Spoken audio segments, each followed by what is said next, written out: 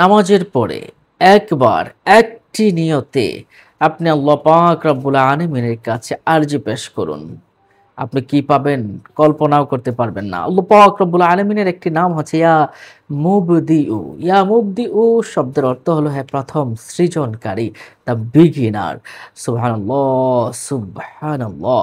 ফজরের সময় আপনি যদি সূর্যোদয়ের সময় আমি মুবদিউর ২ টা আমলের কথা বলব। এর একটা আমল হলো এটা, ফজরের সময় সূর্যোদয়ের পূর্বে যদি কোনো গর্ভবতী স্ত্রী লোকের পেটের উপর স্বামী ফজরের সময় সূর্যোদয়ের আগে, ফজরের নামাজ পড়ে যখন সূর্য উদয় হবে তার কিছুক্ষণ আগে আপনি যদি কোনো গর্ভবতী স্ত্রীলোকের পেটের উপরে কোনো স্বামী যদি মুবদিউ, আরবিতে লিখবে মুবদিউ, মুবদিউ, এটা যদি আরবিতে লেখে শাহাদাত আঙ্গুল দ্বারা এভাবে মুবদিউ আরবিতে লিখে, তাহলে এটা কয়বার লিখবে? ১০ বার লিখবে। তাহলে ওই মহিলার গর্ভ কখনো নষ্ট হবে না এবং যথাসময়ে সুসন্তান আসবে ইনশাআল্লাহ। তাহলে কয়বার লিখতে হবে? ১০ বার। কি লিখতে হবে? মুবদিউ লিখতে হবে। কোথায় লিখতে হবে? গর্ভবতী স্ত্রীলোকের পেটের ভিতরে লিখতে হবে। কখন লিখতে হবে?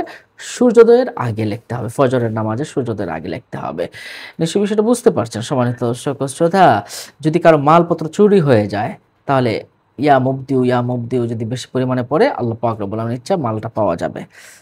এছাড়া যে বিষয়টা বলছিলাম, প্রত্যেক নামাজের পরে, প্রত্যেক ফরজ নামাজের পরে মাত্র একবার ইয়া মুবদিউ আপনি যদি পাঠ করেন এবং নিজের নিয়তটা আল্লাহর কাছে যদি পেশ করেন, আল্লাহ আমার এই নিয়তটা পূরণ করে দিবে এবং সাথে সাথে আল্লাহ সুবহানাহু ওয়া তাআলা তাকে সবাই আল্লাহ পাকের উসিলা তাকে আল্লাহ পাকের এই নামের উসিলায় তাকে সবাই খুব প্রিয় জানবে, ভালো মানুষ হিসেবে জানবে, তার সম্মান বাড়বে, ইজ্জত বেড়ে যাবে। সুবহানাল্লাহ, সুবহানাল্লাহ। এই আমলগুলো আমলে কুরআনিতে এসেছে। ইমাম গাজ্জালী রাহমাতুল্লাহ আলাইহি মরণের আগেও পরে এই কিতাবে এসেছে।